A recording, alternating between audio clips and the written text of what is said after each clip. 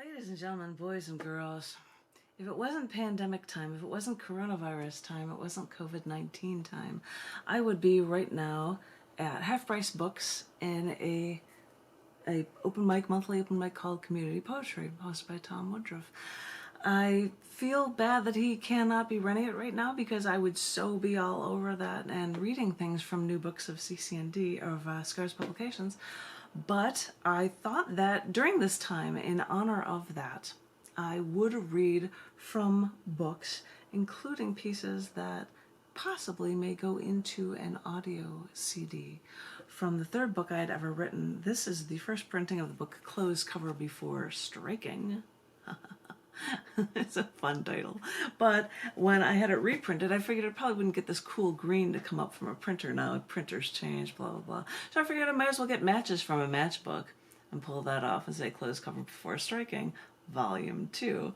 So I thought I would read to you things that I normally don't read in poetry open mics, which is where a lot of the readings from the CD might come from, but that I would read editorials and essays, things because not only do I listen to news to get fascinating stories, but I also worked as a Queen's Road workshop facilitator for years. So I have one long essay here. It's all about pornography. I'm going to read that. If there is time, I might read a poem afterward because I don't want these things to be too long. Brace yourself, ladies and gentlemen, boys and girls, from the book Close Cover Before Striking. This is an editorial, an essay called Pornography. It comes with lots of quotes, and the first one is this. The language of sex that is forbidden used to be language like this. Bitch, he snapped, pulling away from her, yanking his dick out of her mouth. You're trying to make me come before I'm ready. She ate up that kind of talk. That was a quote from John Selzenberg, Pornography and Male Supremacy.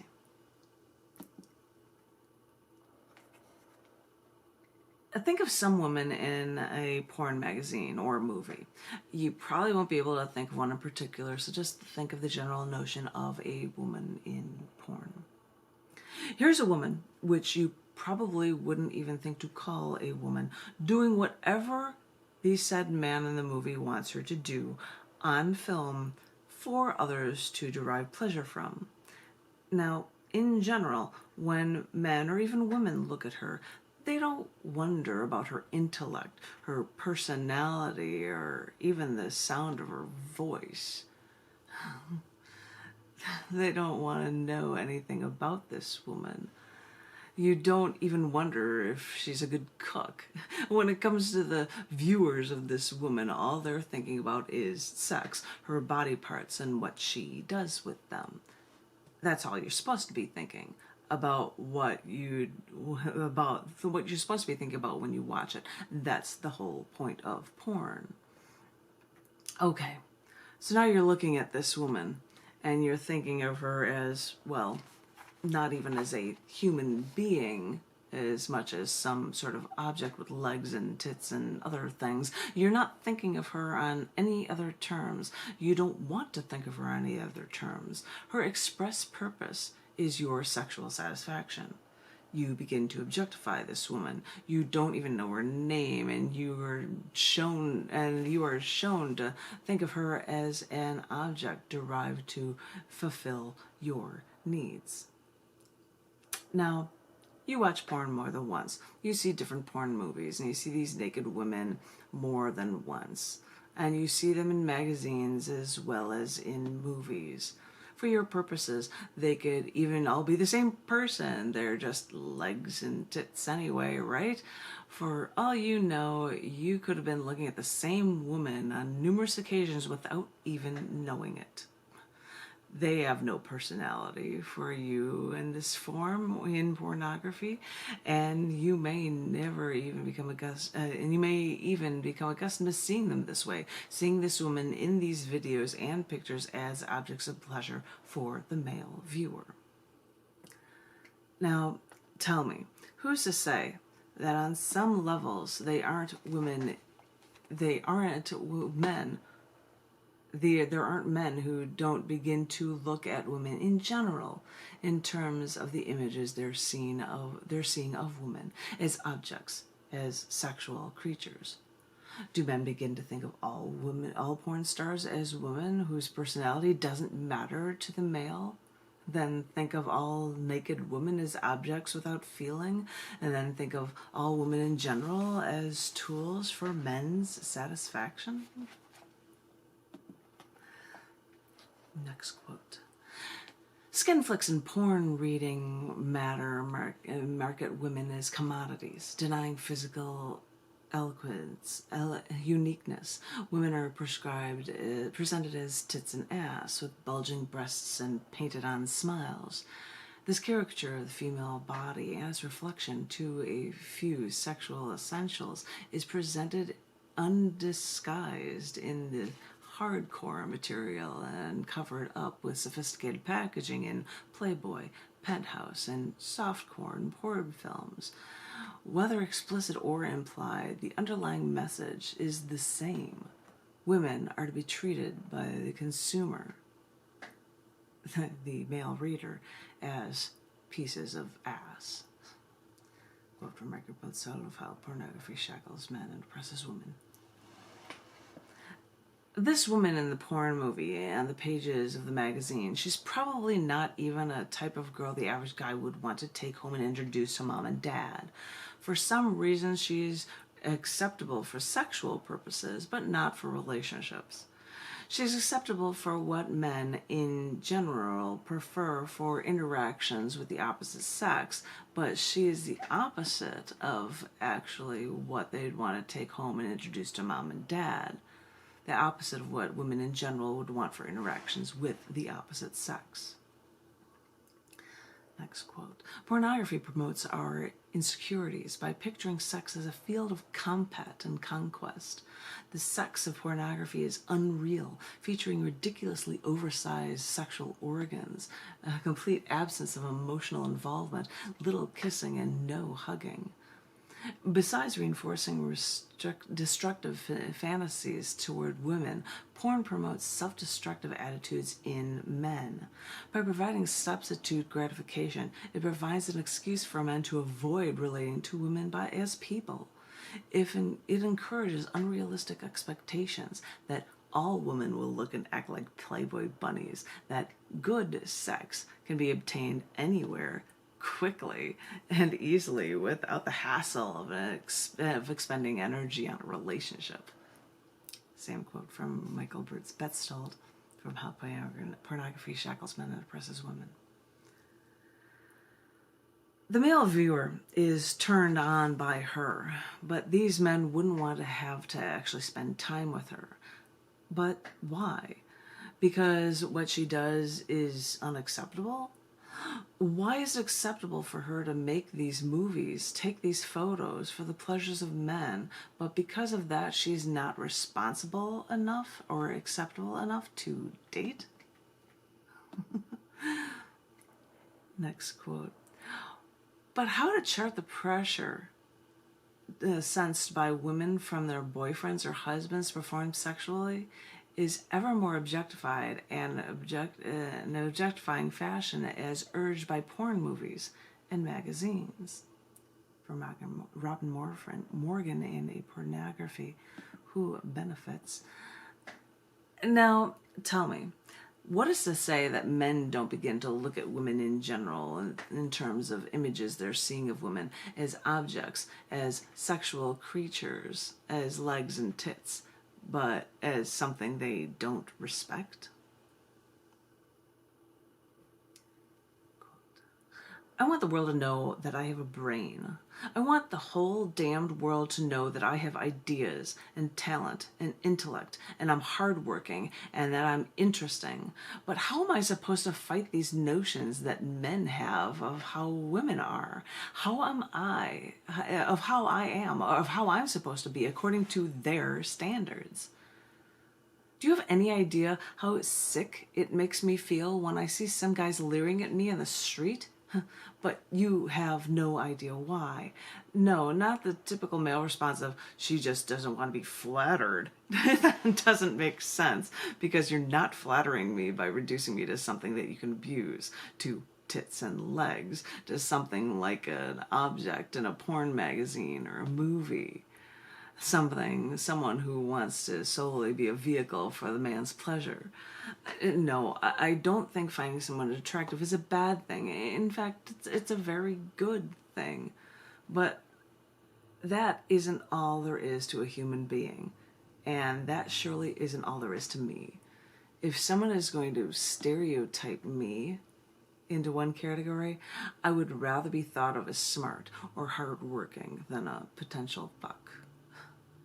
Every time I see pornography magazines, I wonder if the owner or the men looking through it expect me to act like that, or expect me to perform like that for them, or if they think I like this submissive and role of degradation. I don't. Most women don't. From a 1994 essay, back to the story. But the women who are porn models and actresses like it. I mean, they're not being degraded. They're actually being paid for it, quote unquote. You could enjoy having a photographer take pictures of you so everyone could fixate on your penis. Would you like that? Maybe you would. Let me put it this way. Would you like it if every interaction you had in the world related to and depended solely, only, and I mean only, with your penis? That the only way that you could achieve anything in life would be only if you exploited your sexual organs? If your brain didn't count? If your abilities didn't count? If you, as a person, didn't count? Would you enjoy it if you were trying to apply for a job, and all through the interview your potential employer was more interested in how you looked naked than your skills applicable to the job? It would be so frustrating, because that wouldn't matter to a job, and you couldn't be able to prove to these people that you are qualified for the job. It would be so frustrating because there would be nothing that you could do to make these people see you as a person. You probably think it sounds funny, but in all honesty, those all relate. Pornography objectifies women, and these views of objectification translate to other parts of society, from looking for a job to walking down the street. And in my opinion, it is just not fair that women should be treated that way, simply because that is the way it is, simply because that's the way men and women have been taught in this society to think. More quote. Many men, knowing immediately the correspondence between values and their sexuality and in pornography, share the anxiety that the feminist anti-pornography movement is really an attack on male sexuality. These nervous and angry men are quite correct. The movement really does hold men accountable for the consequences of real women and sexual proclivities. It is really a refusal to believe that a man's divine right is to force sex, to use another person's body as if it were hollow, like a cantaloupe, to slap of liver or something to injure and debilitate for the sake of their own gratification. When one looks at pornography, one sees what helps some men feel aroused, feel fulfilled, and with their maleness and devoid of all that is non-male. When one looks at pornography, one sees what is necessary to sustain a social structure of male contempt for female flesh, whereby men achieve a sense of themselves as male. That's a quote from Don Solzenberg from Pornography and the Male Supremacy, the Forbidden Language of Sex. Start with one more quote. But women like porn movies too, and there's naked men in the pictures. It's eroticism. It turns everyone on, not just men. What's wrong with that? First of all, the way pornography depicts sex is different from eroticism. The one difference is that pornography is by nature degrading toward women. How? By her submissiveness, her subservience. Is she tied up? Is her aim to please the man? Is rape a common fantasy in pornography, or physical pain, or very young women, even more weak than full adults, or more than one woman serving a man? Eroticism does not rely on one sex submissive to another and subservient to another. Pornography actually relies exactly on that degradation of one sex. Statistic: 75% of all women involved in pornography were victims of incest. Think about this. Which is one of the most common fantasy scenes when the tables are turned? Would you, as a man, like to be naked with another man, the both of you working to satisfy one woman? Would you really feel comfortable being with another man in that situation? No, I'm sure you wouldn't want to compete. And I'm sure you would not want to know that you are capable of betting a woman and that you don't need to share that responsibility of satisfaction with another man. Would you want that woman deriving pleasure from another man while she was with you? No. I'm sure that you'd want to know that she was dependent on you and not someone else for that satisfaction. Imagine that satisfaction. Imagine the way that she would feel. And tell me, honestly, if that fantasy of two women having sex with one man is fair, or accurate, or considerate, or even enjoyable for women. Both law and pornography express male contempt for women that have in the past, and they have in the past and they do now. Both express enduring social and sexual values. Each attempts to fix male behavior so that the supremacy of the male over the female will be maintained. Quote from Andrea Dworkin, Pornography and the First Amendment. Pornography supports encourages the situation of submissiveness, like multiple women or bondage or rape. And in my opinion, any medium that eroticizes rape is completely inaccurate. Women don't like it. No women do. A woman may fantasize about rough sex, which could be played out in a bedroom like a rape scene with a trusting partner, but that is definitely not rape, and it doesn't feel like rape. Why would men want to fantasize that women actually enjoyed an actual rape? To feel secure that women enjoy their oppressed place in society? Because the men want actually to rape someone? And that's hard to believe. Well, sometimes maybe not. But if that's really a possible answer, then where do they get the fantasy of raping a woman? Pornography. One more statistic. It is currently legal to sell tapes of real rapes in this country.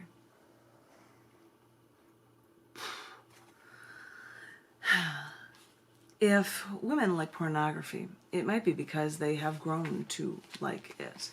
It is one thing to be sexual. It is another thing to support this kind of degradation toward women. In our culture, pornography exists, but eroticism barely does. Women don't have the choices for pleasure in this society that men do. Playgirl and other similar magazines are designed mostly by men and revolve around the same fantasies that men have. It is assumed that women enjoy the same fantasies too. No one questions whether or not they do. And in fact, the vast majority of readers of Playgirl are gay men. Pornography contains hidden messages. For example, The recent surfacing of sadomasochistic material in more respectable publications such as Penthouse illustrates how reactionary sexism gets mingled in with the turn-on photos of these materials suggests that women should not only be fucked, but they should also be beaten, tortured, and enslaved, triumphed over in any way. Penthouse gets away with this murderous message by casting two women in S&M roles, but it's no problem for a man to identify with the torturer the victim is already provided. That was a quote from Michael Betzold in How Pornography Shackles Men and Oppresses Women. Does pornography produce these subservient, submissive, sexual, non-human notions about women in men in all different levels of society? It may be one of many forces that produces these notions, and all of these different factors feed upon one another. Sexism pervades even every pore of our culture, and pornography reinforces these barriers, as do other forces in our day-to-day lives. There is a little understanding that pornography is not about sex, but rather is a fundamentally misogynist expression of patriarchal rights. That was a quote from Gary Mitchell, Wanted Child, The Complacency in the Face of Patriarchy. Women are portrayed as sexual objects in almost every form of media today. There are so many more strip joints for men than women, and there are so many restaurants and bars with female employees wearing next to nothing. Women make 63 cents to the man's dollar in the workplace. Women are abused in marriages with relationships, physically and sexually. A single 30-year-old man is considered sexy, while a 30-year-old woman is considered a hag. 1 in 3 women in their lifetimes will be raped, 1 in 4 before they even leave college. Over 80% of the rapes that do occur are committed by a man the survivor knew, a friend, a relative, a boyfriend, someone they trusted. Playboy and Penthouse outsold Time and Newsweek 20 times over. And the word misogyny exists. It means to hate all women. And a similar term does not exist for hating men. Quote, "No, I don't believe that pornography should be banned. I also believe in the First Amendment, and I believe in freedom of expression. I just wish that people didn't support it so much. I wish that these notions weren't forced onto me by men I interact with, by society in general. No, I suppose I can't change the world, but I'll just do what I can to make people understand me. Because every day I have to live with these notions in society, these stereotypes about me, and I don't like them. And I don't want to live by them. Most women don't want to live by them, but they figure it's easier to just go along with it than fight the system. I can't go along with it. That is who I am, a person who cannot be submissive, who has her own thoughts, her own brain, and these notions are in my way. Then I'll do what I have to get rid of these things. I just couldn't live with myself if I didn't." That was a quote from another 1994 essay. The rallying cry of porn dealers is freedom of speech and the press. Yet we would be appalled if movies showed blacks being lynched or castrated, Chicanos being systematically beaten and tortured, and we would quickly protest. But we say nothing when the same activity goes on with women as the victims. Quote from Michael Betzold of How Pornography Shackles Men and Oppresses Women. Start with a quote. "But women don't like pornography because they're afraid to say they really like it. Women are just jealous of better-looking women being sexually active than they are when they think they can't. women don't like pornography because as human beings, they don't like being reduced to an object for men's pleasure, a receptacle for a man's penis. They don't like being reduced, and in such a graphic way, to a non-thinking, non-feeling pile of rubble. And they don't like the fact that men can go into many newsstands or video stores and get something commonly sold or even popular that supports this. Now on the internet, they don't have to go anywhere. They can just go wherever they need to that will actually harbor this and actually encourage this. It hurts after I've read all of that. But these are some of the essays, because you heard things about politics and religion and politics and well, just religion and politics, and also sexism, because working for years as a acquaintance rape workshop facilitator, it's really obvious to you. There are a lot of fascinating stories in here. Thank you for giving me this opportunity to share some of them with you. Maybe they'll be going into an audio CD that will be coming up soon. I hope in the meantime that everyone is staying safe during these corona times. I hope everyone is staying creatively involved, and that if anybody is there that would be going to community poetry, I hope you're all feeling poetic still at the same time. And for everyone out there that feels like they are trapped and alone right now, just remember that you are loved and you're not alone, and there's always somebody there for you if you need it. So stay good, stay healthy, stay well. Thank you for listening, and I will talk to you very soon. Thank you very much.